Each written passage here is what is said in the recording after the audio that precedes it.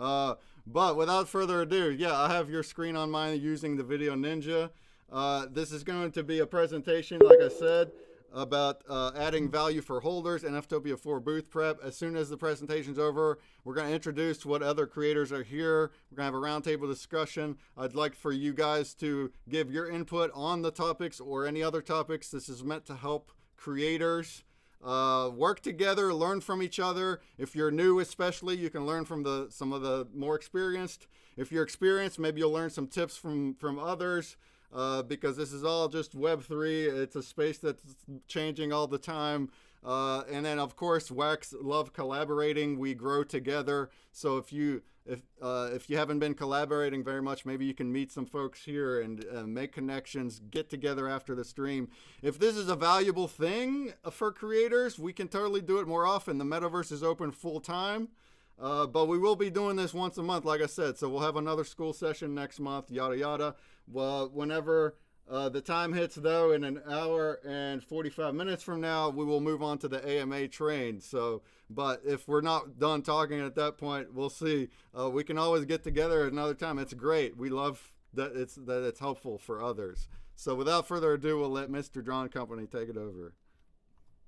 Yeah, so tonight, thanks for the introduction. Tonight we've got our first topic, and every week we're going to be doing a new topic, and then we're going to be doing one of 4 NFTopia specific sessions. Now, when we've done this in the past, we've done it with 4 weeks to go, and it hasn't given people the time to create something for NFTopia as a bespoke drop or a bespoke event. This time, we've all got the time to create something truly beautiful and make NFTopia 4 the most content-rich NFTopia or Digicon we've had so far. And we want you guys to succeed, because the more you guys succeed, the more NFTopia is going to succeed. If we're all putting out drops that weekend and people are flocking towards NFTopia because you're bringing your crowd to NFTopia, guess what? They're going to mingle. They're going to look at different things. So everybody wins. So here's Karen's health warning before we get going, right? First of all, I know a lot of you might think that I do think I am, but I'm not the Oracle. And I work hard at what I do, and I'm good at getting results. What you're going to see in this presentation is DC specific. It's my own experience. And the other important thing is tonight's headline topic, which is adding value for holders. We're not really going to scratch the surface. We're looking at 20% of it. So this isn't the be all and end all. This isn't everything that I do.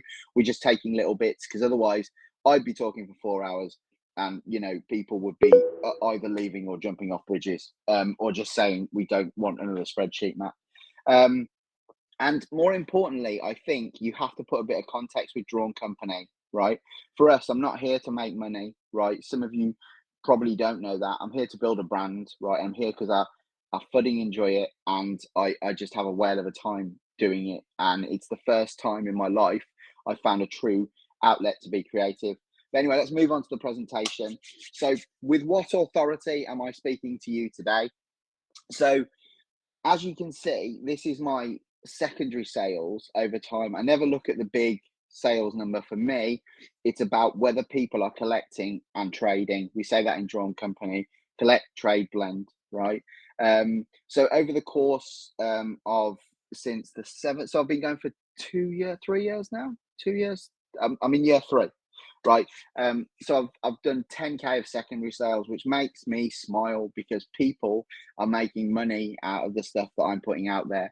And that's what I love. I love watching the secondary market. I see it happening. But more importantly, guys, what you can see there is an almost perfect growth sort of like trajectory that we're on. It's uncanny, actually.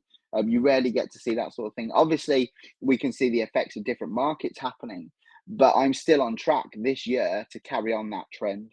The big line in the middle was the PFP craze, right? Another thing, and some of you have heard this before, but the majority of those big peaks there are NFTopia or Digicons, because I made the most out of NFTopia and Digicon, and because I made the most out of putting on a show and doing a cornerstone drop and knowing that people would be there, my sales just jumped and jumped and jumped, and I kept on picking up collectors, and then the whole thing snowballed. But more importantly, and this is one thing I encourage you all to do as creators, collectors. You can check this out to check the virility of a wax collection. Is just look at your sales on the secondary, or your primary sales if you're not interested in secondary, for the last 3 months, because they're going to give you a truer indication on the health of your project. Because if you start to look at 6 months, 6 months is a long time in Web3. There were all sorts of things that were going on 6 months ago that aren't going on today. So I always say, look at the bigger picture, but you really need to focus on and look at what's going on now, because that's what's important. So adding value for holders, right? Today we've got 3 topics. I'm going to do a short case study of the, oh my God, look at the pixelation on that. I didn't realize that had happened. Sword of Power. So that's what I dropped last night. We're going to look at how you understand your market, and we're going to give you some tips for adding real value from the Drawn Company perspective. So we're talking about this in the context of PFPs, right?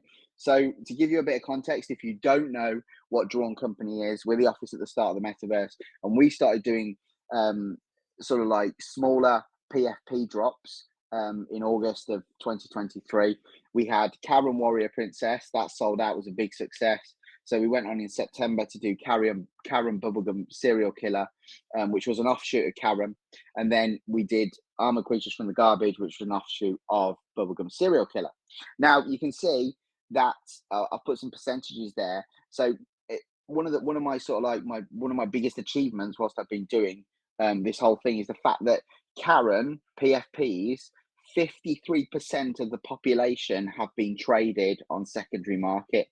That's phenomenal, right? Because that means that just over half of the NFTs that were originally minted in that PFP drop have been traded at some point. Wow. And that was before we did this sort of power drop that we're going to talk about. And if we look at the floors, we sold these for 30 originally, and the floors are consistently higher, apart from Armored Creatures from the Garbage. Maybe I just shot a bit too far there. But we're currently at 32, so still a higher floor than they were.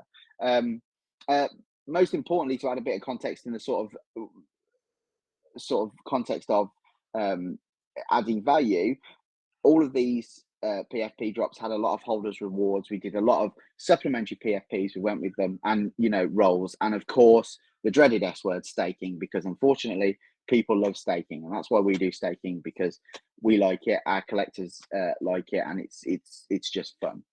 So the Sword of Power, right? Where did that come from? And if you haven't seen it, we'll sort of go into it in a bit. We'll just talk through how we did that. But yes, listen, basically, it was someone in the Discord who gave me the idea that maybe we had too many PFPs on the market at the minute, and we should look at slimming them down for the people that have got a lot of them. So we didn't go any further than that, but that set my mind working. So I guess what I'm trying to say there is listen to your community, because the more you listen, the more you're going to add value without knowing that you're doing it. So after that comment and after that discussion, I started to think about the population that we had, right? And then this was I think in December, and I knew January was going to be CAC for lots of reasons, because obviously nobody's got much money. I don't like to use the word bear or bull, because I think the market's what you make it, but the market's not the best at the minute. And I said to everybody in December, my collectors, I'm going to do something innovative in January. I'm going to do something different versus a standard drop. And I wanted to use this drop to understand where we were as a collection in the new market, and we'll go into that in a bit. So because that's what I was saying about the 3 months. Where are we now?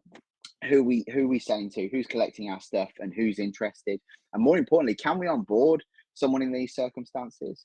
And the aspiration of the Sword of Power was to create something that was truly premium for our holders as a reward, basically, and then maybe to pick up other people who wanted to get involved, because we've got this new premium product out there. So one of the things that we've done here is we've got a simple concept. It's a sword, right? There's nothing sort of like out of the ordinary there, but it looks cool, it looks branded, and it's staying within the Karen theme. Um, there's sort of different ways that you can add value before we get into the chunk of it. But I created the map, which people love, and I was never going to mint that. It was just purely promotional. And I think with NFT projects, we're in too much of a rush to create everything and mint everything. Actually, you have to think about stuff around the edges. And with the Sword of Power, sorry, one of the things that became apparent was that I should turn this into some sort of quest. So I spoke to Nifty Blocks, I spoke to PFP Wizard, and I spoke to NFT Hive. And I basically said, look, can I get you guys on board with the marketing of this new Sword of Power that I'm doing? We're going to be burning some of the PFPs, and I'm going to create a quest out of it. And that's going to be the sort of the USP for this. That's going to be the main pull. It's not really the outcome itself, it's more that we're taking people on a journey. As you can see here, this is just the promotional marketing. We don't need to go into all of it. It's just to give you a flavor of what was going on. And the results of that were, right, is that last night we had, I think we got 30 that have been minted, right? But you have to put that in context. So Karen, we sold 969 of them. The thing with the Sword of Power is it's bloody expensive. I think I worked it out, and I think it was going to cost something like upwards of $15-16 if you weren't already collecting. And even if you had collected one of the PFPs, it was still going to be quite substantial to just then burn for a new asset. But you know, last night, I think with the quest that we did, we added value. Basically, we had different stops at Nifty Blocks. We told a story. We sent them to the Drawn Company website where they had to complete some side quests, where they had to open different doors, which were just links at the end of the day. But it was fun. There were prizes hidden behind some of the doors before you got onto the next stage. Oh, there it is. Sorry, I've written it down. High entry fee of 268 wax. But at the same time, it's a high entry fee, isn't it? But hello, it's free for holders. So we're giving our holders 268, a perceived value of 268 wax for what they're going to be doing on this journey whilst they're having fun. So, you know, as I said, the quest was there. They're on our website. There's bonus NFTs that were secret. We didn't talk about those. We didn't promote those at all. And yeah, last night we got to 31 on the wax market cap, which I always look at when I do a launch, because I'd like to be consistently in the top 100, but getting into the top 50 means that your market is moving to such an extent that you're starting to punch with the big boys. And what that's provided is, and I can't give you the results, more importantly, for me, is that I've got lots of data and learning that I'll be able to analyze later on, because it's important. We'll get onto that. So we've talked about the Sword of Power. Hopefully you understand that a bit better. Again, if you didn't understand it or I'm not explaining it correctly, you can go and have a look at the website, or we can chat about it later. But we're going to move on to understanding your market, because boys and girls, this is crucial, right? You need to know, as an NFT creator, who you are selling to. And we've talked about this before. The blockchain gives you an absolute goldmine of data, because you can see everything, right? It's a marketeer's dream. So my number one is that you need to know your holders, you need to know their wallets, and you need to understand this. There's so much information just in the wallet. What other stuff is a collector collecting? Did someone collect something and then stop collecting? And you know, you can probably work out logically why they stopped collecting.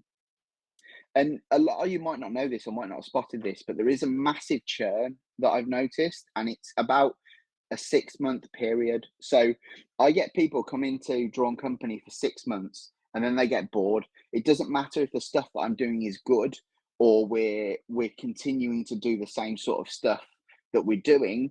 We get a lot of dropouts. I'd say it's around about 50-50. Well, we're going to learn that it is 50-50. But yeah, you'll notice this, and it's almost like you can't do anything to mitigate that. You just have to work with it and have knowledge that it's going to happen, right?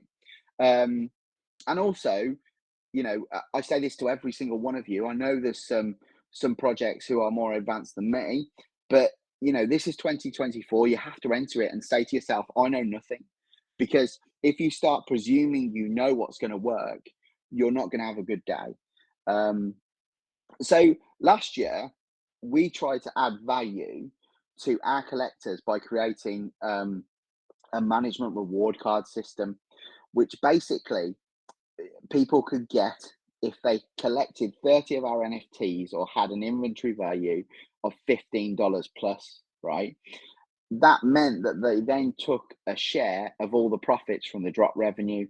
We distributed 12K in wax to our holders through that method through the period January through to December. At the end of 2023, I was giving rewards to 100 OGs from 2022 and 100 new collectors, right, who had come on board in 2024. So I was potentially giving rewards to 200 people, which was diluting the reward pool. So if I split 1,000 wax between 200 accounts, right, it's a lot less than if I split 2,000 wax between 50 accounts. It's obvious, isn't it? It's numbers. And with that churn that I was talking about, this wasn't really working. So I set myself a little project, and instead of having the 2 reward cards, I created the continuum reward card, which was going to be 1 card to rule them all. But is it? We're going to find out. So here you get to see some of the wiring. Now, I guess some of the collectors, if you don't know, right, I do like to show a spreadsheet. So if you thought your Saturday night was going to be fun and spreadsheet free, I'm sorry to ruin that for you. But these are my top collectors' wallets. Obviously, I've anonymized them, right?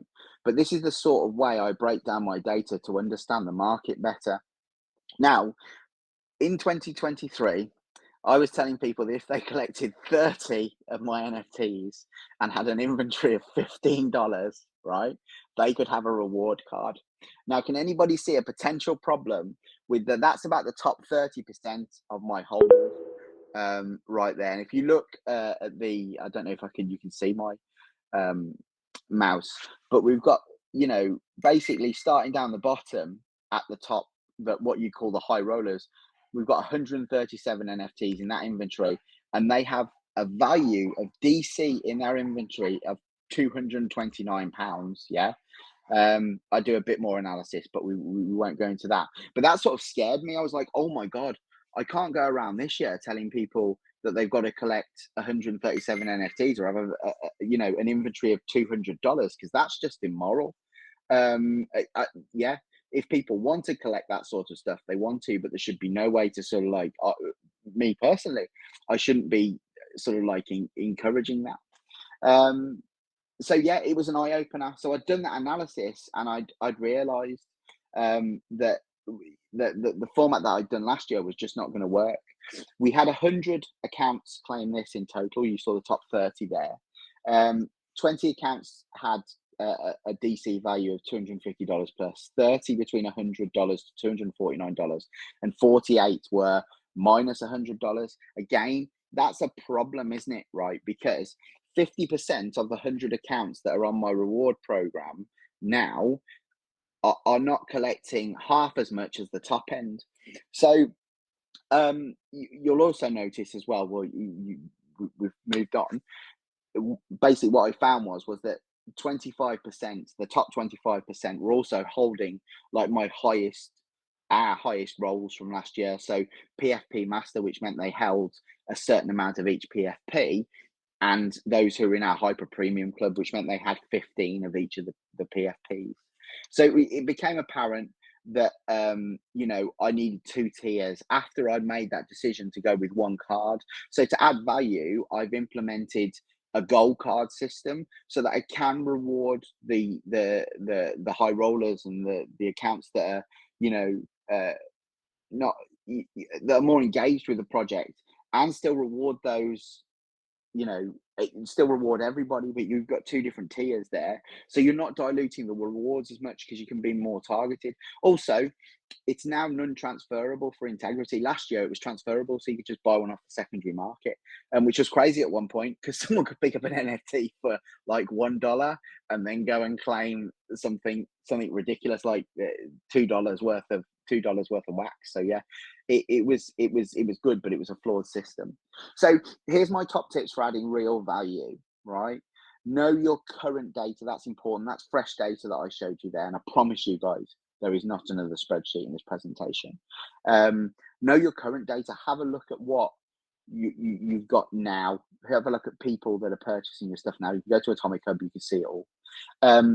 Because if you know how many holders you're currently selling to or have the potential to sell to, that can then dictate your mint numbers if you're doing a big drop. So you don't sort of like under or over mint. You can get that in the sweet spot. I always say hype is king. One of the things that frustrates me about the NFT sort of like realm in general is that people just drop stuff. I think just with a bit of hype building up to stuff, instead of just springing out the cupboard and saying, "Hey, surprise!" There's no getting people excited. We want to get excited. You know, the Sword of Power isn't the greatest piece of design anyone's ever done, but the hype was there. It's branded. It fits in with, you know, the general story that we're trying to tell, and that's why it works. One thing that I would always say is, you know, under promise and over deliver. Right? We've always said, you know, we clearly, I'm saying that analyze and understand your data. It's as simple as that. We covered it in the first point. And going back to the Sort of Power again, I'm keeping it simple and stupid. So that's KISS. That's something that I live by. Keep it simple, stupid, but stay on brand. You know, it doesn't have to be rocket science. We don't need to over-engineer stuff. We just need stuff that looks good, that's going to engage your current base. And also, I think that one thing I do with Drawn Company, which I do all the time, which is I'm constantly reinvesting in marketing. It's affordable. You just need to speak to NFT Hive or Nifty Blocks, and you can get a banner for a short period of time for a fairly insubstantial amount of wax.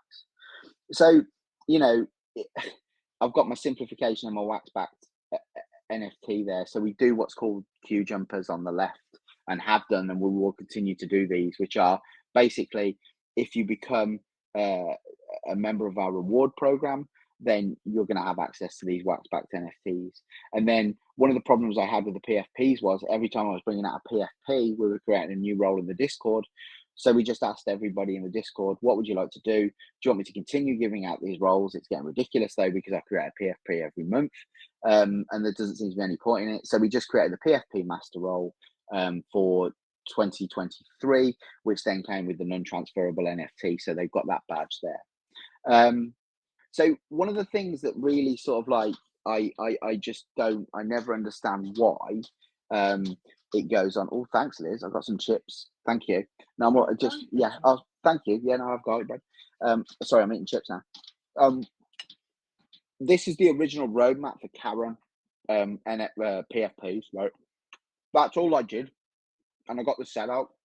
Now, I look at some projects and I think, why are we going into this sort of like, we're trying to make it look like we're a PFP project and we're selling 100 grand NFTs. We ain't doing that on wax, right? You just need to keep it simple and stupid. And if you look there is one promise which the eagle-eyed amongst you will spot, right, which I haven't done, which was engage the community to make key decisions via wax day of voting. Now, the reason I haven't done that is because I found out that, one, people aren't really interested in going to wax day, in my opinion, to do that vote. And we can do it all in Discord via roles. So, you know, we have fulfilled that, but we haven't done it to the letter. No one's held me to account over that. But I don't think it matters, because we're engaging our community all the time. And I think that they feel like they are part of the decision-making process. That's all it was. It was 4 points. Doesn't need to be a white paper. We're not, you know, we're not interested in that. Just Just keep it simple, stupid, full stop. So, right, and then I'm going to shut up in a minute because it's a very short NFTOPIA 4 prep lesson 1, right?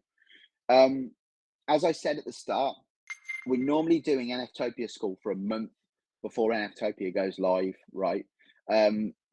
Consumer, you can interject now and tell me when the next, or Waffles, when is the date? Is it May for NFTOPIA? May I can't 3rd remember. through the 5th. We got May some 3rd time. through the 5th. We've got time to plan, people. We don't need to be making decisions about what we're doing for NFTOPIA this month. We can leave it till next month. But my challenge to all the creators is, right, if you just start to do your research now, right, speak to me and you're interested in, and say, Matt, actually, what you said about holders and spreadsheets, I'm quite interested in. I'd like to understand my market better, right? If you get me the data, I'll do a Matt job and help you analyze it, right? It's as simple as that. We'll do it. We can do it over Zoom because I'm so passionate about what I do and I believe in what I do. I want to help others, right? So before we start making decisions, right, on what we're going to be doing for NFTOPIA, yeah, I know back in the day, like maybe last year, I was doing stuff within 2 weeks. There's no point in doing that anymore. We need to spend some real time into doing something that's different and is going to capture people's imagination. Because I'm not being grim, right? I am not one of the neg heads on chain. I detest all the negativity on chain. It makes me want to puke, right? But the market's not going to get any better anytime soon. But right? The market's not going to get any better. You've got to be coming to NFTOPIA. You've got for with something that's good. It's going to put you in the spotlight. And start experimenting now. Start testing ideas for something bigger that you're going to be doing. Maybe you've had an idea for a drop that sort of like you've just put to one side because you thought, oh, do you know what, that's too much work. We've got 4 months to work on it together, right?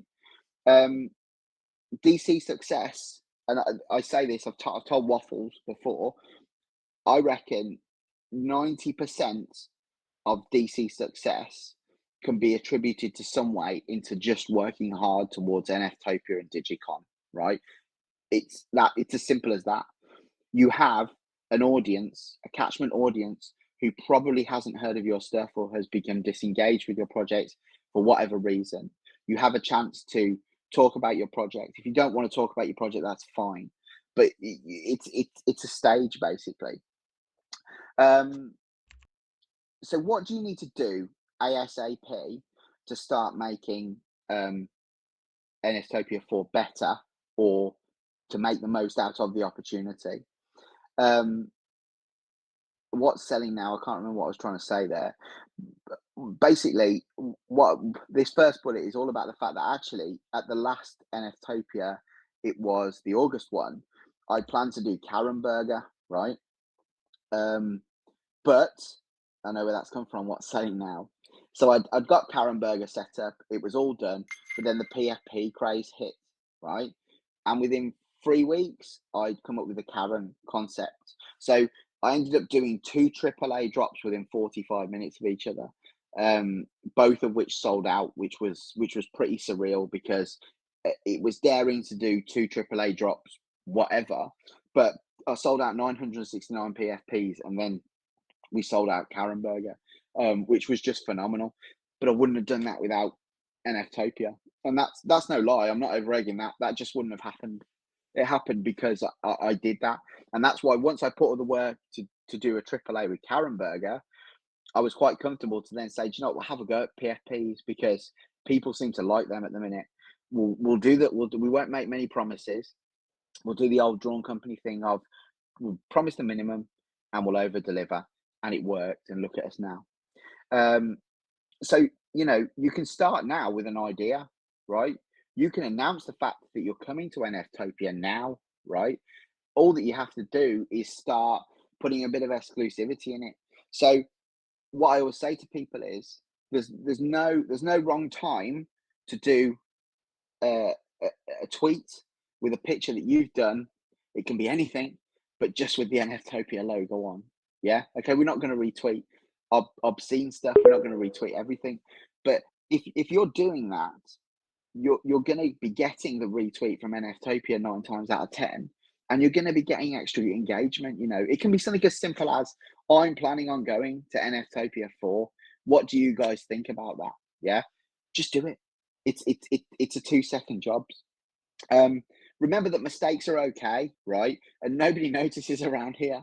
You can make absolute howlers, and they're just forgotten. And I think a lot of people sort of like get wound up in perfection. Don't be bothered by perfection, especially at this stage if we're thinking about NFTOPIA 4, because we're in that stage of testing ideas.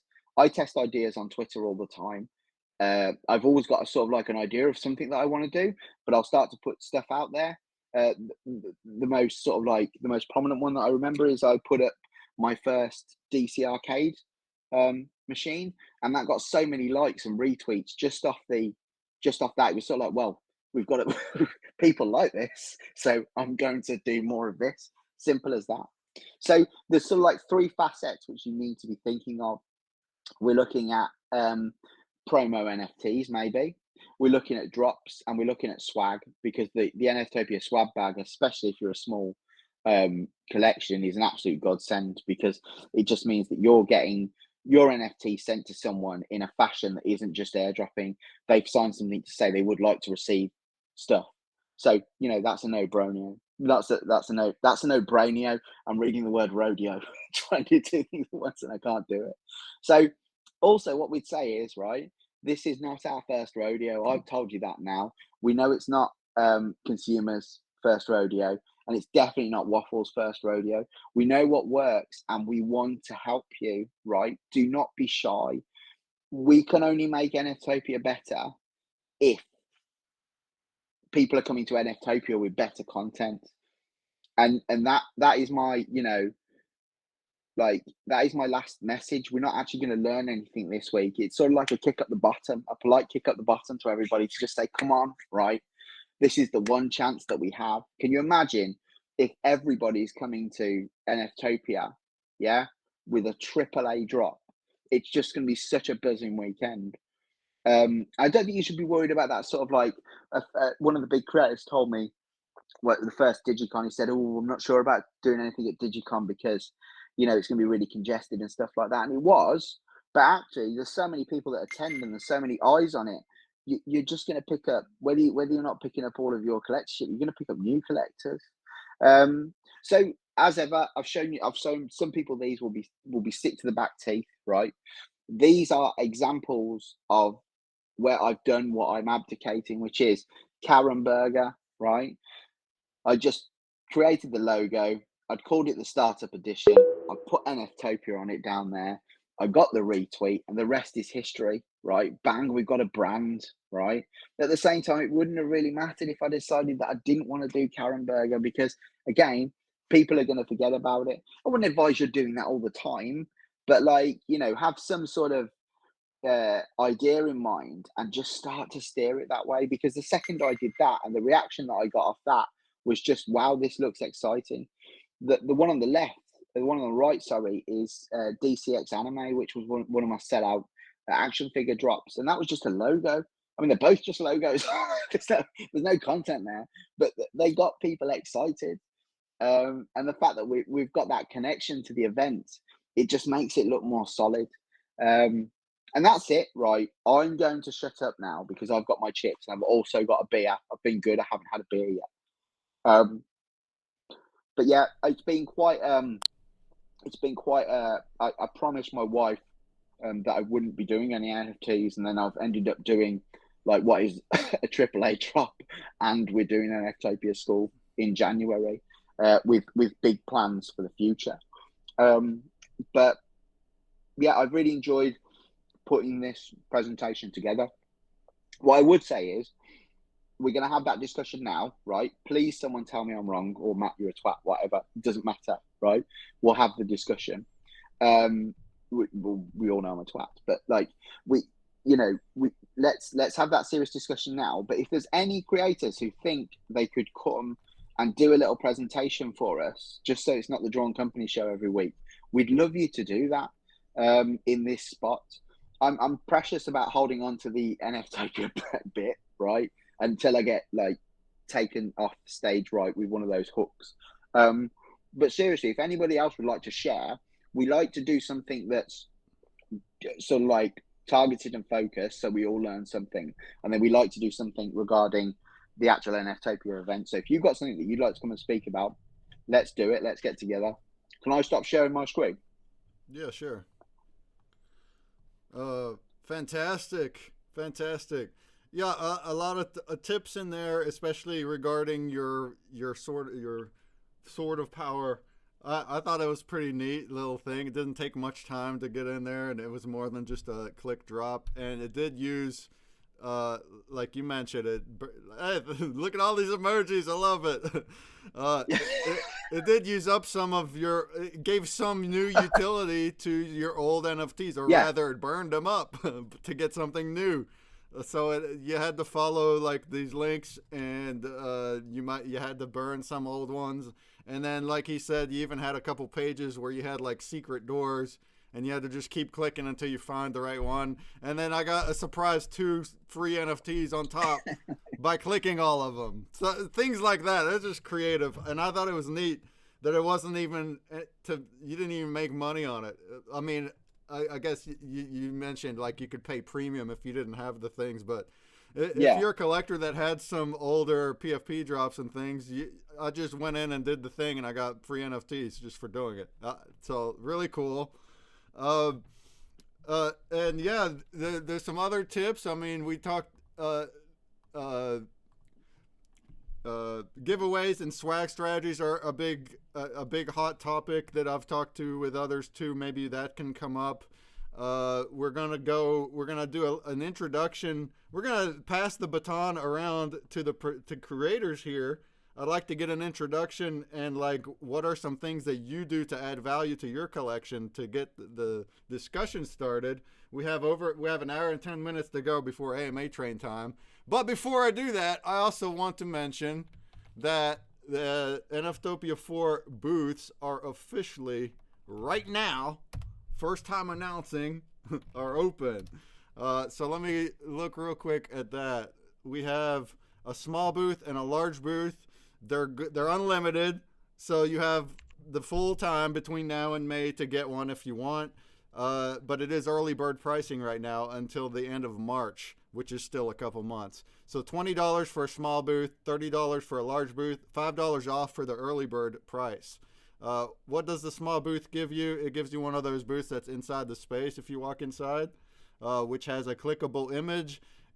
Whenever you click on the image, it's going to take you to a landing page on our website with as many slides and videos as you want. Or if you have your own decked out website, you can link just your website. But we are offering a landing page so you can have a full slideshow, even if the booth is only showing one image. And the reason for that is metaverse data. If it's too slow if we have videos in the metaverse. But this comes with your booth. So does a teleport spot, which is at the top of the whole page at the go-to. You got the private voice area and chat area. We're having some social media promotion. And then the large booth is the same exact deal, but you have one of the bigger booths in the center. It has 4 clickable images, and you'll have a logo on the photo booth. And these, whenever you buy the booths, they will be in the space indefinitely until the next one. So full time, as whenever you get the booth, and as soon as you get us some assets, some images, we're gonna create a whole new space. Currently we're in the NFTOPIA Lite space. We've been using it. It's been pretty awesome. But the booths in there is what you see from November. So when we come back in February, we'll be in a new space that's just bare. It's just gonna be bare bones for whoever bought up till that point. But all the streams moving forward every month will be in the new space. So if you want to get your booth into the new space moving forward, you can just go ahead and get your booths. You can do it via checkout. If you just fill in the things, you can do it via debit, or if you want to pay with crypto like WAX or ETH or whatever, the instructions are all right here on this page. So you just send it to the wallet and you still fill out a form. All right, so that's that. There's no rewards for first come, first serve right now. So it's just get a booth right now. Whenever it's paid, we can get in communication about the assets. We can get the booth started. The limited options of the AMA spots and the collab blend, and maybe more, that'll be announced later. So there's nothing right now on the table for AMA or collab blend spots for May, but we're still months away. So that will be announced at that time. And then also before the roundtable starts, you mentioned that we're looking for any creators to come during the school and do a little presentation. That's great. If you want to talk about some specific topic for the future school sessions, then get with us. Tell us what topics you want to cover, and you can have your own thing like this that's around a topic. And as far as an actual AMA about your collection, where you can screen share and just go over your own stuff, you can just get with me, holler at me, and we can schedule you into the official AMA. There's going to be 5 to 6 projects every month where we do the train, a half hour each. So if you want to get there and get all the promo with that too, just holler and we can schedule that up. So with that, we have an hour left here. I see a lot of creators here. Who wants to go first? We'd like to just pass the baton around, get an intro.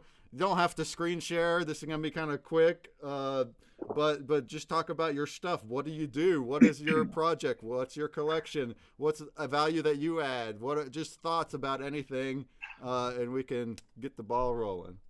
So who would like to go first? I see Sully and Black Fang and Kristaya, Fourth Wall Digital, Benap Games, Humble Drawings.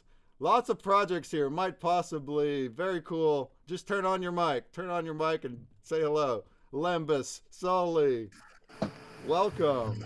Hello, hello. Hey, how's it going? Who's speaking? Good. This is Sully. How's it going? Oh, nice. Sully, what's up? Welcome. I see a Hi, little Sully. robot here. What's up? Yeah, I'm new to all this. I haven't created a cool a person out there yet, so I just went with a robot. No worries. That's awesome. Thanks for being here, Sully. What's been going on in your world? I know you have you're a streamer. You have a fantastic wax stream. You cover Funko and you have your own collection. Tell us a little bit about that. Yeah, thanks so much. First, I want to say thanks to Matty Drawn Company.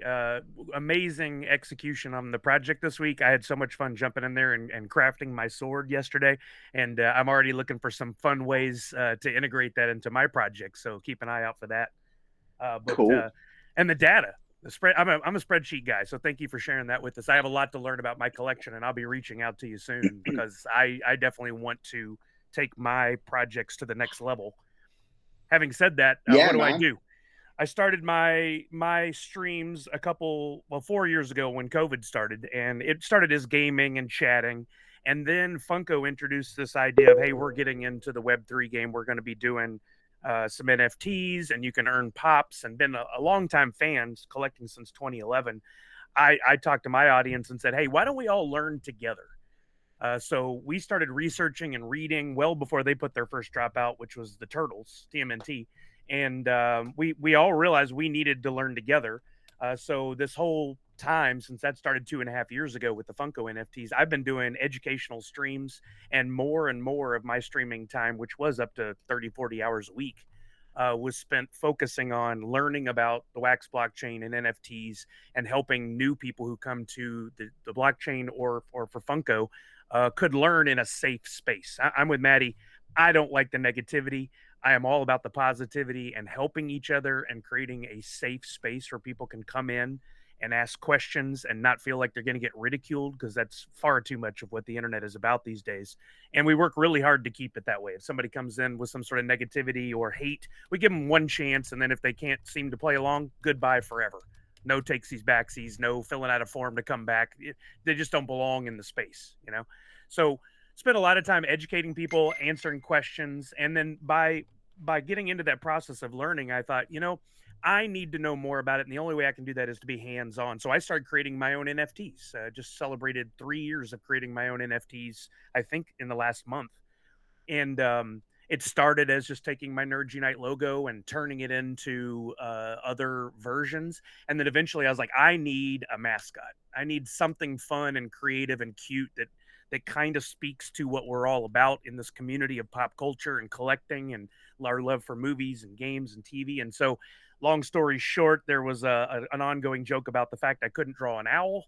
And so I was like, well, let's take the thing I can't do and turn it into an opportunity. And I started drawing my little owl Hoot.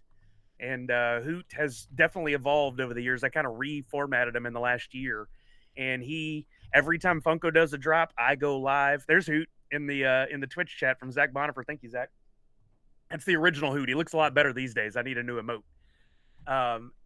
I've made it where every time Funko does a drop, I go live and I give out a free NFT for anybody that's there. So every other Tuesday, you can count on me doing a free drop, like the Nerd Unite logo that you just saw there. Drawn's sharing it. Thank you. That second row down, second from the right, is a Harry Potter themed Nerd Unite logo that I gave away for free.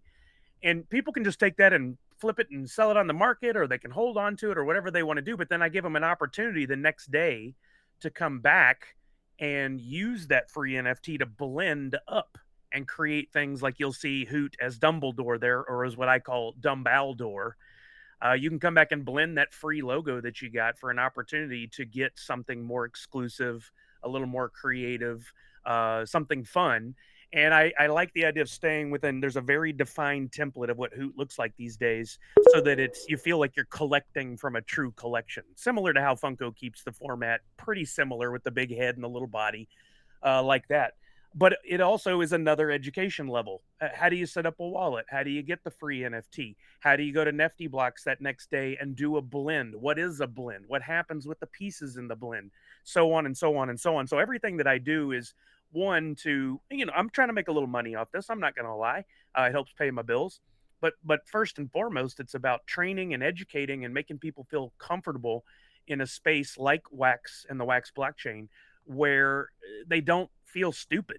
And if they do have a question, there's somebody to turn to. And sure, you can go watch a YouTube video, or you can jump over and interact with somebody on Twitter. But what about a live space where you can ask your question, and myself and other people can jump in and go, hey, here's what we've learned and here's how it works. And I can show them on the screen and answer their question in real time. And that's what I spend most of my time on Twitch doing these days. And I love it. I mean, honestly, if I could do it full time, 8 to 5, Monday through Friday, just help one person at a time come on board to Wax and enjoy collecting, and I can get these little Hoots out into everybody's wallet, I would just be the happiest guy alive. I mean, it would just make it so fun and interactive. I just love the interactive part of it. I love interacting with people who are passionate about things, and that's what this space is. Yeah, that is awesome. Yeah, and your stream is great for that, exactly, for kind of people that want to learn more. Wax is, I mean, anyone here already kind of knows how easy it is for anyone to create NFTs using the tools that are available with the NFT blocks, the Atomic Hub, the NFT Hive, the Wax DAO. Gives us all sorts of cool tools and all sorts of different variations of what you can do. So these different projects are not all cut and paste. They can all do their different kinds of things using the tools. But if you're brand new and you don't know how to do any of it, then you got to learn how to do it. And that's amazing. Sully is a great tool, a resource to go do that. Drawn Company, a great resource. Us at NFTOPIA, we're trying to do stuff like that. So if you're new and you want to get started, just come to these sessions and start asking. Get into the Discord, whatever you need. Ask for help. Creators usually are here trying to help and would like to collaborate too while they're at it. Now we're all also extremely busy, so we'll spend what time we can to help. But don't be afraid to get into the conversation. Get asking. And yeah, we're also at NFTOPIA. We're trying to keep things nice, honest, but still nice. Safe space, sure. Try not to turn away people. Anybody's welcome. We're also welcoming to Web2 people to learn about NFTs.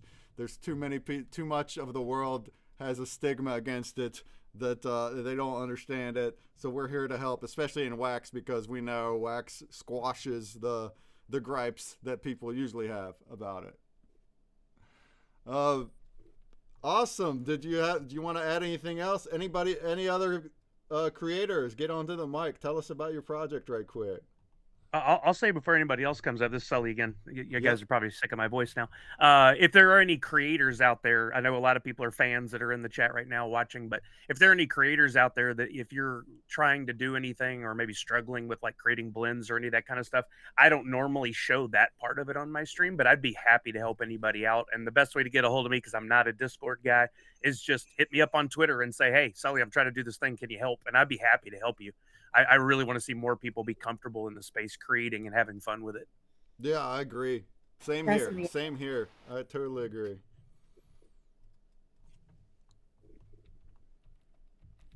Who else wants to get up? Let's hear some hellos from these awesome project founders we got in here. Look at this party. People in the Twitch, you can come on over too. ! Join to get the link.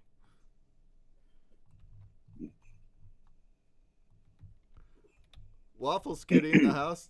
Or unless somebody else wants to jump on, do you want to talk? Mention your collection and what you got going on with your stickers? Yeah.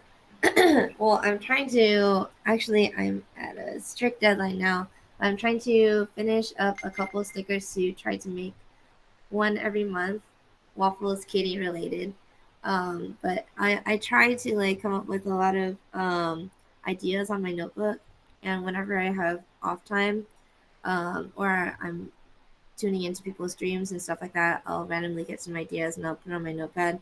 But then I end up hating everything. And then that's why it's already the end of the month. So I get so scared. I'm like, oh no, I made this goal for myself.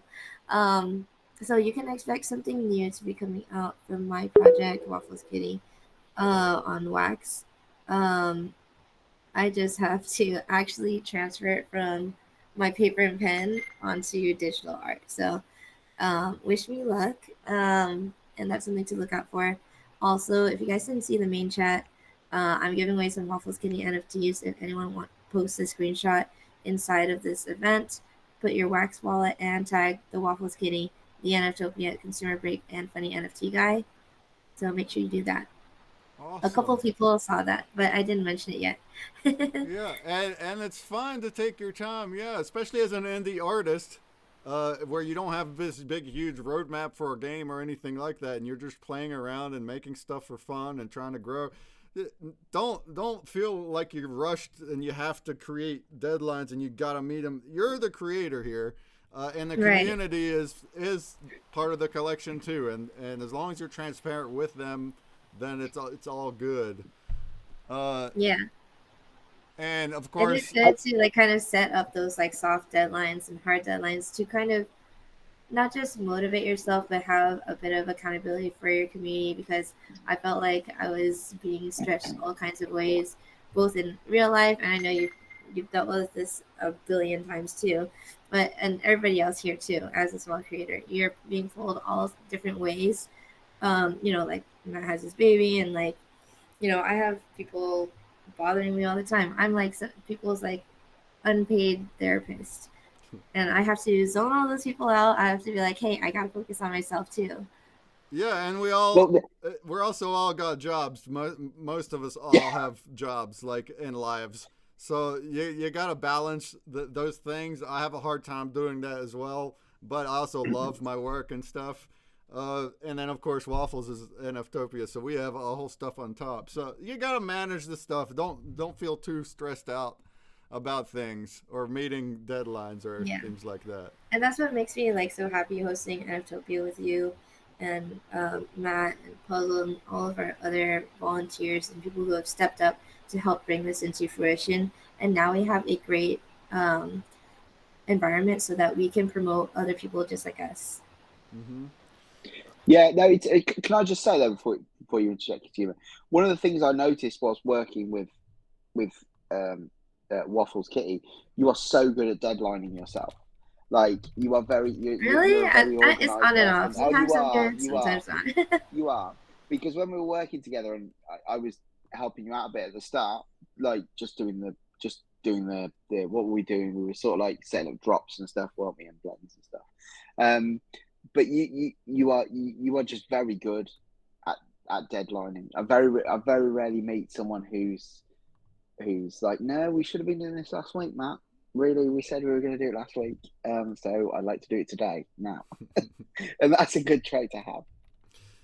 Yeah. Well, actually, like recently, Brakeman's been the one kind of pulling a lot of the weight. He's like, "Hey, we got this stuff going on. Let's try to do this." Puzzle has been stepping up as well, even from the beginning, saying, "Hey, there's too much words on the website. I think we need to tone it down." Like they're like, "Sarah, you know so much. You put a lot of information. It's good, but also less is more, right?" Just like how you also said that to me too.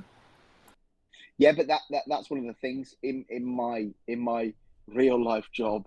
I'm not Batman. I do something very boring in real life. But one of the challenges that we have is taking a long lot of words and turning it into a short lot of words. It's not easy to do. You have to be a real good wordsmith to be able to capture the essence of a lot of words and then summarize it. It's a talent. Yeah. Hello, So hello, I don't know. Hello. Who's that? Oh, this is T Break. Hey, how's everyone doing? What's Hi. up? T-Break from Terraformers in the house. We're going to have our AMA later in the train, but give us an intro and kind of maybe to stay on topic, what are some thoughts that you have about adding value to holders? Okay. Well, my name is T Break. My actual name is Kaz. I'm the managing director at Dorian Games, and I'm the creative behind Terraformers Many Worlds. I'm a full stack developer, game designer, AI artist, smart contract developer, whole spiel. As far as value to holders, I think it's a very difficult thing to balance, and I think it's arguably the most difficult thing to tackle because in one way, well, you want to deliver value to holders, but also you got to run a sustainable company, and you got to make sure that you aren't being drained here, right? In the process of trying to deliver value to holders. But I think a great place to start personally is diving into smart contract development. Just a little bit of coding, a little bit of functionality can go a long way. And as you get nice with it, well, you can keep on delivering more. Heard that. Yeah, I had a little convo with T-Break earlier this week. Very impressive, I must say. There's so much that's still untapped that we were talking about as far as the coding world of it. If you're not just an indie artist using like the dashboards, but if you're going to dive in a little further and learn some smart contracting, and like there's so much untapped potential in the gaming world, and we'd love, everyone says when's there a real game? Well, maybe we need developers to come build on it, but he told me how good the blockchain infrastructure is to do things that other chains just simply cannot, with all the massive transactions that are affordable here. And we can always go further into that, but that is also an avenue. If that kind of piques your interest and you want to do something a little extra beyond just packs and blends and drops and staking with the Wax DAO, you could actually build your own game. Even if you're a newbie right now and you don't know coding, you could always start. The resources are there to start learning, and people are here to help. So that's a good point. I want to bring up a couple things. One tip that no one ever really mentions is submitting to Wax. So right here on the screen, I have the Wax website, wax.io. You go to the community page, and they have right here some resources for you. So whenever you see the Wax tweet out a blog about a collection with a bunch of paragraphs, a creator highlight, that's not Wax just picking and choosing people. That's collections that need to go right here, and you need to apply. You need to just go here, community blogs, get started, do the things. There's resources here which are free, which can get you some eyeballs directly from Wax, whether it's a creator post like this, or maybe they'll invite you to a Wax Wednesday Twitter space, or maybe you might get some ad credits. But even if without the ad credits, you can always look into just paying for some ads. Like Drawing Company said, reinvest. It's not the most expensive, especially if it's not full time. If you just want to pick like specific slots, you can get some ads on Wax Cloud Wallet, Atomic Hub, NFT Hive, you can holler at them, and it's pretty inexpensive. These are things that Wax people look at, and it's directly targeting Wax people to where you can go click the things. If you look at NFT Hive today, in fact, we have a couple familiar ones. Right here's the Sword of Power from Drawn Company. Here's a Wax Deer one that's been here a bit, and we should have one for this stream as well. If you keep looking. But yeah, some people just don't even know about that at all, and that's just a easy low hanging fruit to go in there and see, just apply and see if you can get some recognition directly from Wax. Another topic that T-Break and I were going over, and we have in the schools in the past, is swag strategies, giveaways. Now, you know that I give away lots of stuff on the stream. Lots of other Wax streamers do too. We do it as promotional. We get these donated from collections, so it's from them. And essentially it's like advertising. Their NFTs is going to the wallets of the winners, and now those winners have those, and that's like promo. But those winners can now just flip them and not use them. So that can also be a balance that you might want to think about and plan out, depending on your collection. Some collections have tons and tons and tons of free stuff, and they're built to be that way, and it's fine. Consumer Break's that way. We also sell our drops for very, very cheap. I think that's a big factor. If your drops are expensive, then you shouldn't be giving those NFTs away all willy-nilly. People that bought those drops at the premium are going to be upset when they see people on the stream just winning them for free and then flipping them.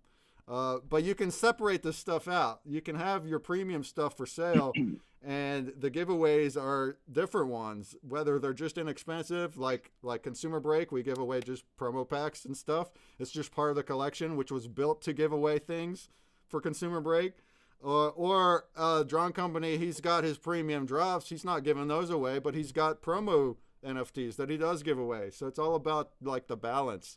And when we're talking about swag, like at NFTOPIA convention, we have this giant bounty block swag prize pool where you're just donating things. Or here on the streams, if you want to donate stuff for me to give away on the streams or in the dig pool, you can just send them to my wallet, Breakout FX. It's down there. This is a great promo, but just keep that in mind when you set up your collection and you're planning your collection.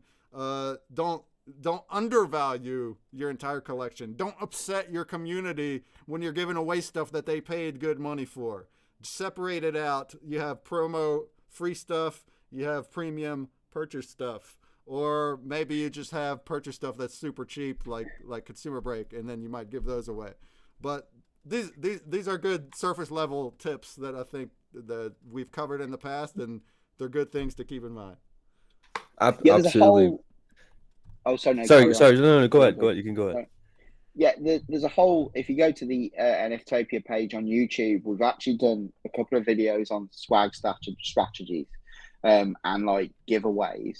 But I think for me, the one thing that I noticed early on when I started creating NFTs is that you've got to forget them being assets. You need to look at them as mini billboards, right?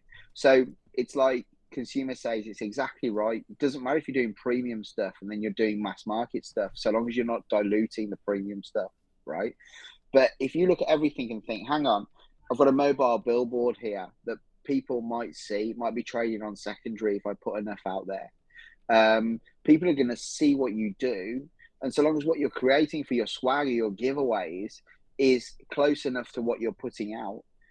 In some cases, for me, actually, the giveaways are more technically complex, because when Consumer was saying he got his free NFTs, if you go on the Sword of Power quest, you'll see that the giveaways are 3D action figures, which are made sort of like through witchcraft and wizardry using just PNGs. That's what I do to create those. And quite famously, you said to me, didn't you, Consumer, what 3D package do you use? And I said, no, I don't use a 3D package. I just use After Effects and make sure my accesses are in the right place. So in a way, like the sexy stuff actually has more work put into it than the actual PFPs, because the PFPs are relatively simple. So it's sort of like a reverse for me. But yeah, that's what I wanted to say there was just don't see them as like NFTs. Look at them as mini billboards, because there's every chance that someone might see that on the secondary and it might capture their imagination. The one person I think who does that really good, who's in this room, is Lembas, because his NFTs are in sexy. Yeah.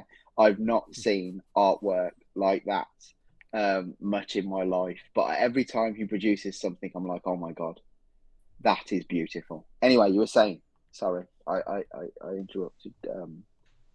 Yeah, I 100% agree. I think it's just you know, it's important to sometimes try to put yourself into the shoe of the people who are receiving, you know, just being on the receiving end of the NFTs, and also like Yeah, being on like the collecting end of it of your creations, you know.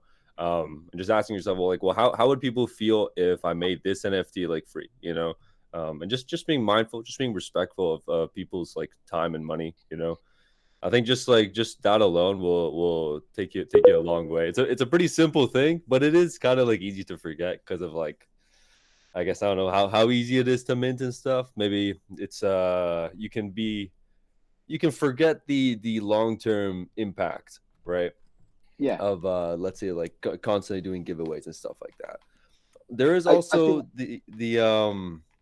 the side of, well, if you always give a reward for, let's say, the participation of something, well, what happens if there isn't a reward? You know, all of a sudden it's like expected, and it can.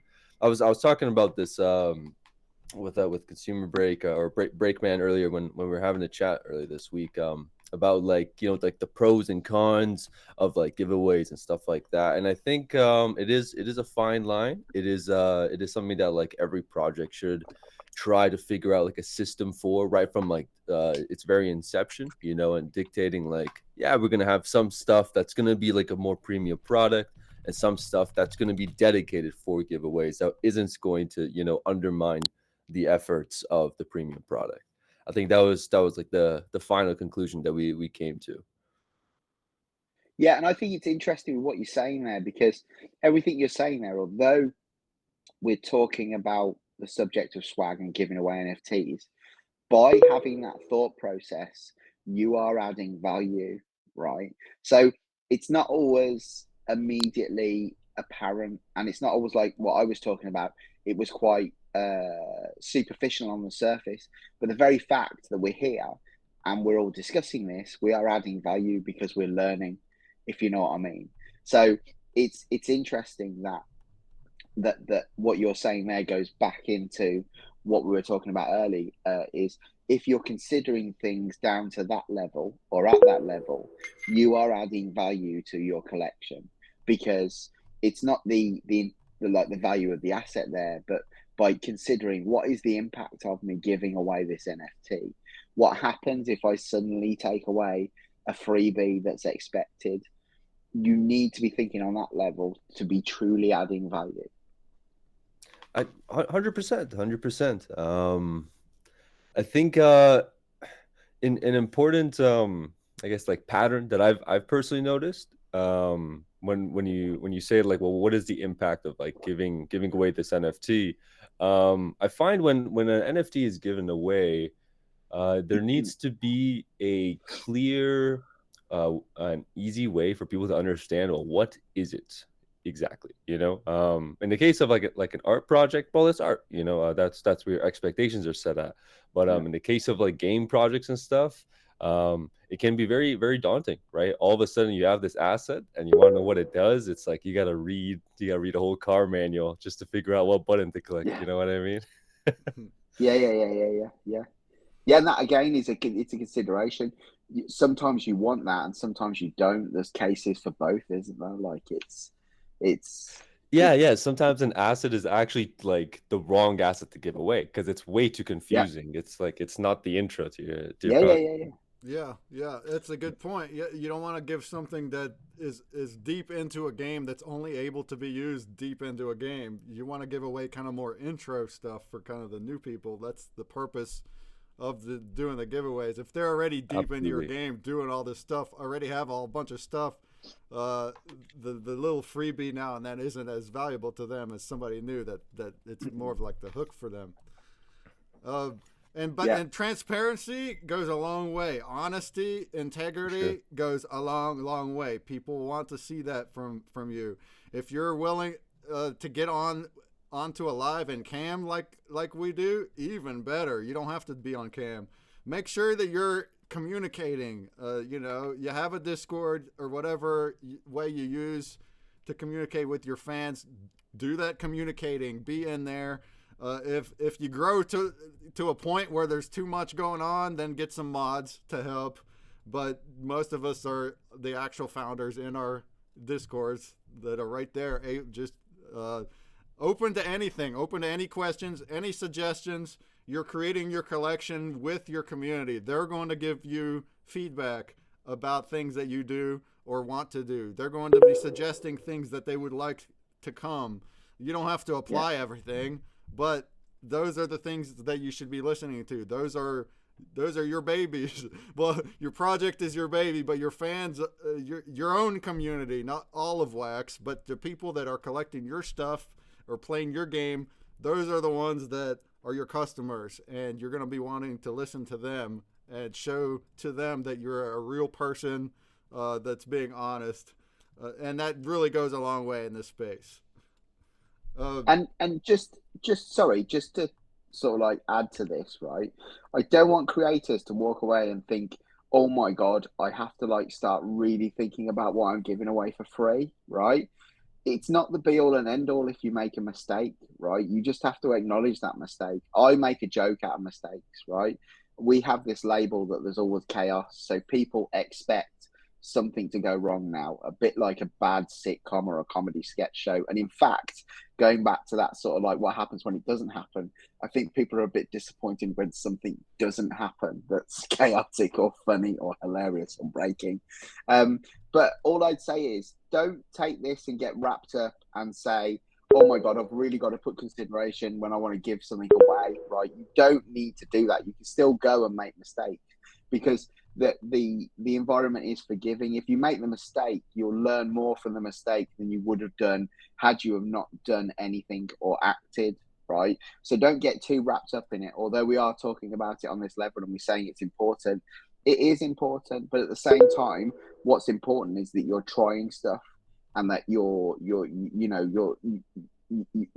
putting yourself out there. Yeah. So for the sake of not doing something, and you can always sort of like look to other creators and just run the idea past them before you do something. I'm constantly talking to Broken Dolls when I have an idea and I say, look, what do you think about this? And he'll tell me the truth, right? He'll say, no, Matt, that's a bad idea. Or I really like that idea. Yeah, run with that. So there's all sorts of ways you can validate stuff before moving forward with something. But yeah, the message that I just want to say is don't start thinking that you've got to think about stuff down to a macro level and we're worried about putting out freebies, because if you do put out a freebie and it doesn't work, you just won't make that mistake again. Yeah, and keep in mind this is Web3, and most of this is experimental. We've been in Wild West. We're still in Wild West. That's part of the fun, is that we are trying to just try new things. We are just creating things to see how things work, and that's part of the whole space. So things will change. You might have a roadmap, but and if you're promising things for your roadmap, you should definitely uphold those things you promise. But as you go, things will be changing. You're going to be changing based on your feedback. You're going to be adding things. You might take away things. My collection has done that over the past 2 years. It's all about how you're listening to the feedback and how you're seeing the results as you're doing things. A lot of these things have never been done before, so we're just trudging new ground. And if there's anyone else here, I know Dr. Doom, you've been saying you want to chat. Anyone else, pipe up in the voice, say hello. Tell us about your stuff right quick and your thoughts. And also any collectors, if you have any thoughts about what you like from collecting and being part of communities and what you want to see from creators, then that's great too. You don't have to be a project to be here and for feedback. I just want to say real quick, this was mentioned a little bit earlier, about it, like, um, just talking to other creators and saying like, hey, like, what do you think the impact of like this idea is? You know, like you should definitely be using, like, I'd say other creators are probably one of the best sources of knowledge and stuff, because if you got to figure everything out on your own, you got to figure all the game theory, all the, like, the impact of every little idea. I mean, you're going to be reinventing the wheel all along the way, you know. So make Yeah. sure you're reaching out to other people, you know, because it's like the odds that someone else is gonna, oh, I don't know, like take your idea and implement it faster, and you know, it's very very unlikely, you know. But just reaching out to other people, especially like if they have like have done something similar to what it is that you're thinking of doing, or if they have like some level of programming experience, they got a good bit of understanding of the blockchain and stuff, they might be able to know what the impact of like your idea might be, you know, and help you out with that. So yeah, make sure you're using other creators, because Yeah, they great got point. they got a great wealth of knowledge. That's a great point, and that's a big purpose of these schools and of us wanting to get together creators outside of convention exhibiting time to yeah, just get conversations started, run ideas by Mhm. other creators, start collabs, uh, do it off stream, do it in DMs, whatever. Find yourself a buddy, a buddy. What'd you call? Did you have a term for that, Drawn Company? Somebody that you bounce everything off of. My buddy is Puzzled Puzzler. That's my mod. Yeah. Every idea I have regarding my projects goes. We're in DMs constantly. My buddy Puzzled is extremely critical in a constructive way, but extremely critical. That's the person that you want. You don't want a yes man. Like if I ask my Yeah. roommate or my brother who doesn't know anything about NFTs, they're gonna say, "Oh yeah, that looks cool. That looks good." Yeah, you don't want that person. You want somebody in the space that's going to give you the hard truth about things or the hard suggestions to tweak the things.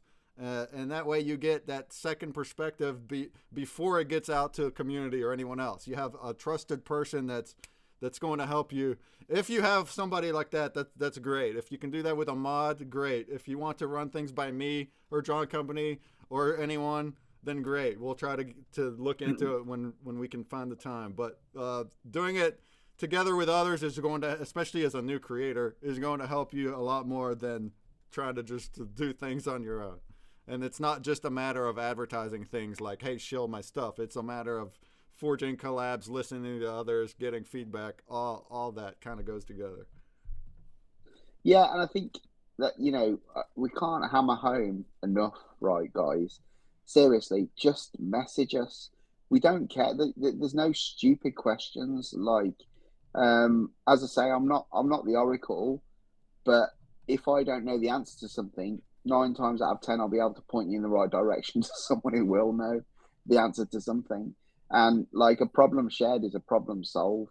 And just those little bits of input you get from other people that I know Consumer gets from Puzzled and I get from other creators, they can really change something and really turn a good idea into a great idea in the matter of seconds. Because sometimes when you're so close to something, you can't see the wood for the trees, so you sort of end up going around in circles just doing what you're doing.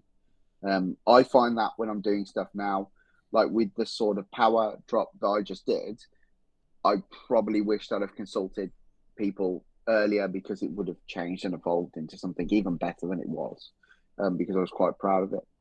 Mm-hmm. But yeah, is there anybody else who wants to share stuff? Yeah, just pipe up if anybody. Let me read a comment from Misty. It says, as just a collector, the best freebies fit the collection and the newest drop. Sully gives away a free logo you can blend or hold. I always end up holding the free logo due to a lower mint number and buy another to do the blend. Not sure if this makes sense, but a random freebie that doesn't fit the line aren't my favorite. Yeah, that's a good point and a good practice that Drawn Company does too, and we do too, is have promo giveaways for your premium drop. So if they're related in some way, or they promote, you can have your promo giveaway NFT promote your actual drop or something like that. And then your promos can still have utility to them, or rewards, or whatever you want to call it, value. There's numerous ways that are simple that we can add a notch of value on top. So an example that I use in Consumer Break, and I've seen a lot, is packs and blends. People love them. Instead of just doing regular drops only, you can totally do that. But if you drop packs, people can unpack and get random percent results, rarity results. People love that stuff. It's so fun. Yeah. And then It's blending. so fun. I mean, and sorry, you don't always have to give that stuff away. Like when I do a promo drop for a big like AAA that I'm doing, I'll always like charge a couple of wax for it, because then it's got a bit more value, and actually people buy into it more, if you know what I mean. So like you put a peppercorn value on it, and actually people are willing to do that.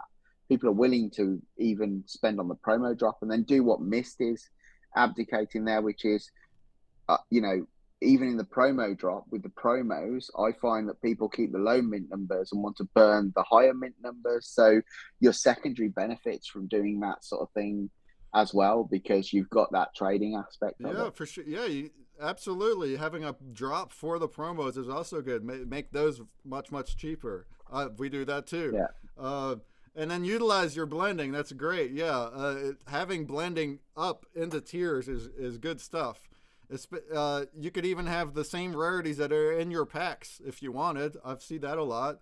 So you might get higher rarities at a low percent in your packs, but if you get a bunch of the commons, you can blend them up to get your higher rarities. So you're guaranteed to get the better ones if you keep buying the packs.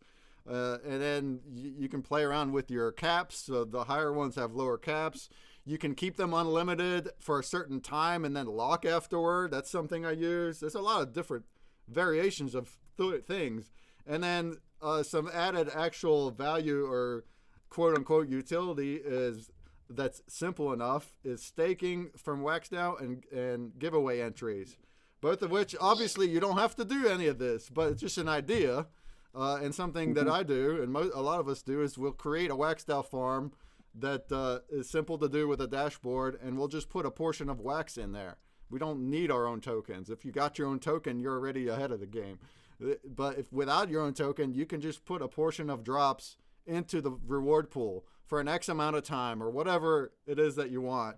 And then people can stake their NFTs in there and they can draw some wax, or you can give away entries to holders. That's something that I do. If you can get a list of your NFT holders, which there should be more tools, I think, that are easier to see the data, but there are tools out there to get like the lists of the wallet holders that you can just, boom, you can use Bounty Block. Bounty Block is an epic tool if you're a creator. Contests and bulk sending. If you want to send a mass amount of NFTs to a list of wallets, or if you want to mint NFTs to a list of wallets, or if you want to send a token to a list of wallets, you do that on Bounty Block. It happens with some clicks with a CSV list. Very, very, very helpful. And same thing with the contest. You can create a Bounty Block social contest where you can do the entries with social or holding NFTs. Or these are very helpful. And all you got to do is go to bountyblock.io and sign up, and you'll have to get approved. But once you're approved, you can do all this stuff for free. They don't even charge. So a lot of tools at your disposal to kind of help you out. And if you're new, you just got to get a hang of them. That's all it is. They're simple to use. You just got to get a hang of them. Ask if you need to. Hi guys. Hey, Mike, possibly. How's it going? From Fifth Spatial Collection, who also does stuff on Hive, which is also a great blockchain. How's it going? Yes, most definitely. Thanks. It's been a long day trying to sort my thoughts, but yeah, talking about free stuff, giveaways, things like that. I thought I could share what I did with my recent drop. Is it possible to share the screen also? Oh, yeah.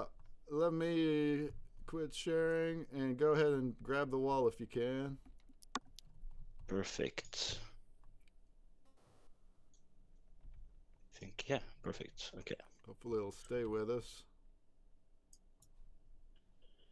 Yeah, so basically I did my first ever drop actually, and also the first premium drop on in NFTOPIA 3. So that was sort of you could buy packs, and they look like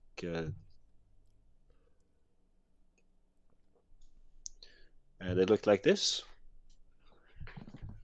Yeah, and you can and there you see not only a great example of a pack with the percentage, but look at that graphic. That is a very good graphic to show very simply what you can get in a pack or in blending with the graphics right there. So if you have some kind of things like that that are simple to see on your website, that helps people know what's going on.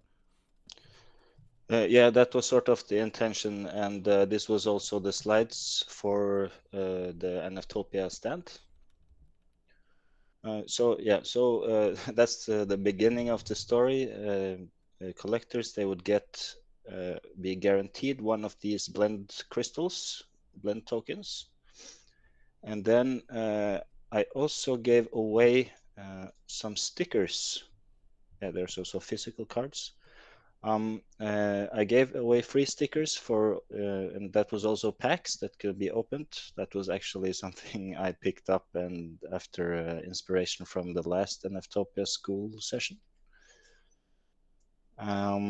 So what happened was I ended up with a bunch of stickers that was not a part of the premium series, right? And then for NFTOPIA Lite, I created a new mini series pack that had these other new cards, and it was not possible to buy that pack. There was two ways to get it. You could either blend stickers, that is to say burning stickers, or you could burn the blend tokens, the crystals. So it was for collectors, it was easy to get more packs to get the premium, the unique stuff. This is what was in the packs. So these things here was the super rare ones. Then you had to combine the fragments and stuff. And then the blend tokens, it had a lot less probability this time. So they were not so easy to get in these semi-free packs. So what was happening was that, and that was also the point that these blend tokens, has been printed a new series of cards that you can get shipped for free and such. So the point of doing it like this was to give a use case for the stickers and make them more rare. After all, they were given away for free, but I still feel like they didn't take away value from collectors that was buying premium. Oh yeah, right, because that was another way to get this pack right here. If you had bought the first series, you would get these packs airdropped for free, a certain amount based on how much you bought. So if you had stickers that you got for free, you could get at most one pack without spending any money if you had two stickers. So that was the thought, and then it was also a way to, because many people that got the sticker pack for free, they sold it, they dumped it for cheap on the secondary, right? So collectors that wanted to collect these cards, they could pick them up really cheap and then blend for more packs like this. And this was in a time limited frame. Nice, thanks for sharing. Yeah, blending pack combinations like that. And like you just said, yeah, like sometimes having them on the market is a good if they're not very available. That gives an opportunity for somebody to go that needs it or wants it to go get it if it is on the market. I tried to put a lot of thought into keeping numbers, making the amount of NFTs that are out there to make sense, and every step of the way try to incentivize burning NFTs to make the ones that are left more scarce. Mm-hmm. So I think now the stickers that I gave away at NFTOPIA 3, there are almost none left. Yeah, scarcity is a good point. You want to come up with some ways to, and that's a good thing to to create ways to burn your NFTs, just like Drawn Company with his sword thing, because now those ones that are burned are now more scarce because of that. And all the NFTs say it, obviously, on the template. It says how many were burned. It tells you how many are still in circulation. We have, not even 20 minutes left here. Dr. Doom, you said you wanted to speak. Are you here with us? Do you want to turn your mic on? Tell us about yourself. Well, sorry, before he does, I've got to go. Doom, you said you wanted to speak. Are you here with us? Yeah, I am still here. I don't know if you can hear me. Sorry, before he... Yeah, we can hear you. We can hear you, but we're getting feedback from somebody. Yeah, I am still here. I don't know if you can hear me. I think it is from your mic, Dr. Doom. Can you put it on earphones? I am still here. I don't know if you can hear me. I think it is from your mic, Dr. Doom. Can you put it on earphones? I am still here. I don't know. I had the thing on my phone and on my computer at the same time. Okay, now we're good. Sorry, this is confusing everybody. It's because I'm hearing the feedback, and then that's circling through the Twitch, and it goes into a loop. But okay, yeah, we're good. Tell us about your stuff, your collection. What's going on? Tell us any tips. I'm Dr. Doom, and my collection it's pretty newish. Started making NFTs about 3-4 months ago. Okay, well, you're in the right place. That's awesome. What kind of collection is it? I would say it's kind of a mixed bag right now. I'm kind of learning as I go. I get ideas in my head. I make sure to write those down and try to make those a reality.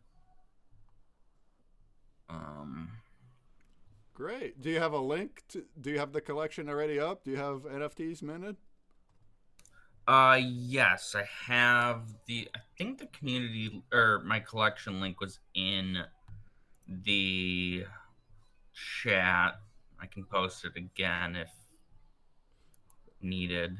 Yeah, if you can put it right here in the chat in the top of the metaverse, that'd be cool.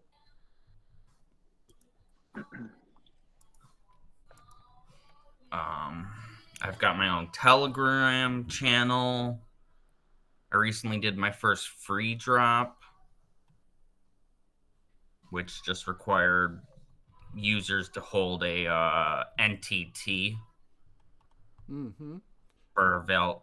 Because you don't want the bots buying all the free ones. That's another topic we didn't talk about, NTTs, but yeah.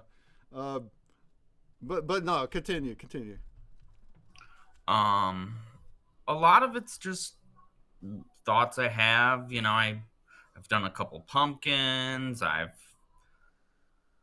done some sports stuff. I've got some stuff upcoming that I haven't minted yet. All right, awesome. Well, welcome. And we look forward to other stuff you got coming. So it's mostly art, it looks like? Yeah. I've got some upcoming blends that I have to still figure out how to make blends, but it's a process. Well, it's not hard. It's a dashboard, but yeah, you do need to learn the basics of it. And we're here to help if you need the help. Don't be shy about it. Yeah, you just need to reach out and just contact someone. And we're happy to, what seems very daunting to start off with, once you're talked through it once or two times, you understand and your brain starts thinking that way. So you can just create knowing how the stuff works, if you know what I mean. Yeah. I've done a lot of talking with WAX NFT. Okay. If anyone's heard of them. I've also done a lot of talking with Toad from Funman Galaxy. He's somebody I usually bounce ideas off of. Awesome. Cool. That's great that you're already doing that. You know, I started my own Telegram group, and just I had a goal just to get to over 50 members, and I'm already over that. Oh, there you go. That's great. We'll keep that up.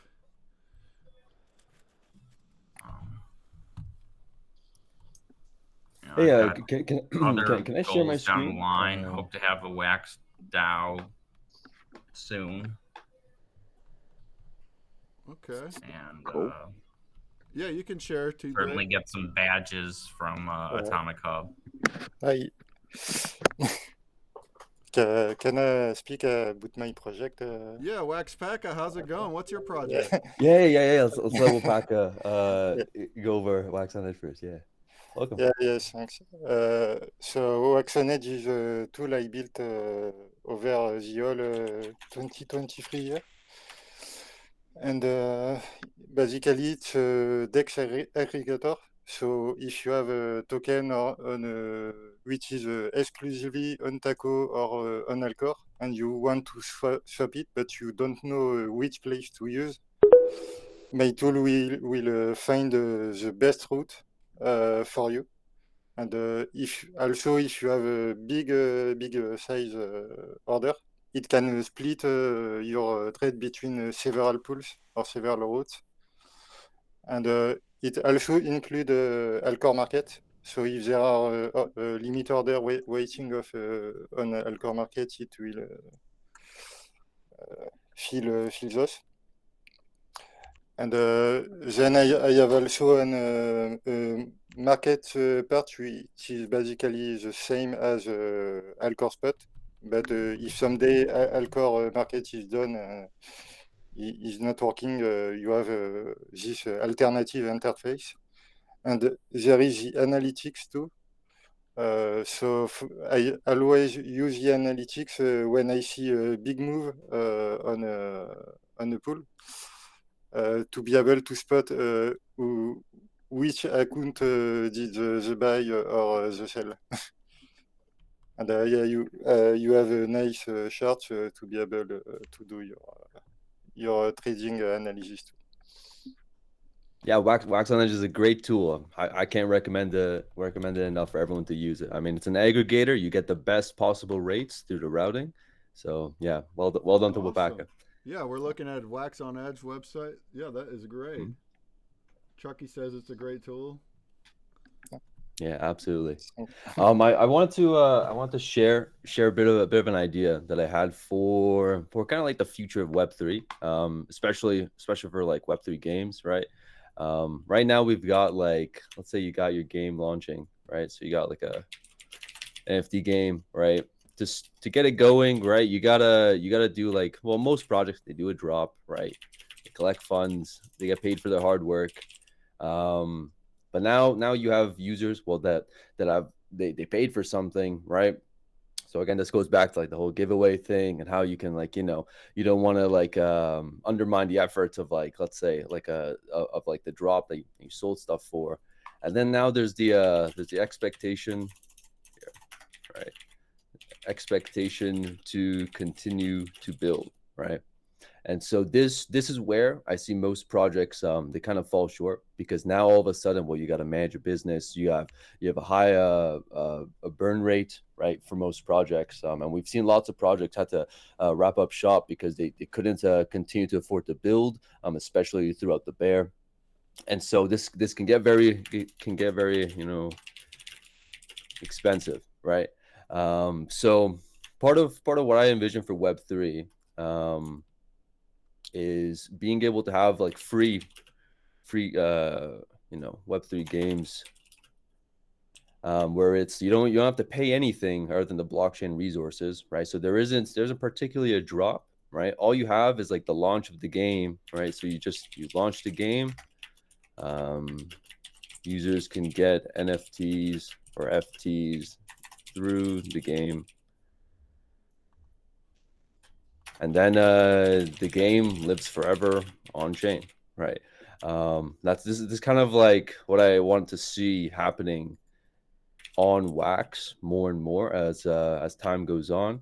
Now, of course, it's like, well, how cheap can you make your game, right? Because there are costs for you as a creator. There is, like, as far as costs go, like, hold on, cost of operation, right? You got like development costs, right? But if you have a game, you have an idea for it, you built the whole game, right? This can be seen as a one-time cost, right? Outside of that, you got web hosting,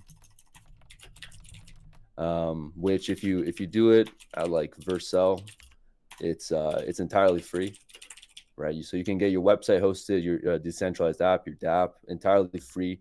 You don't have to pay for that ever.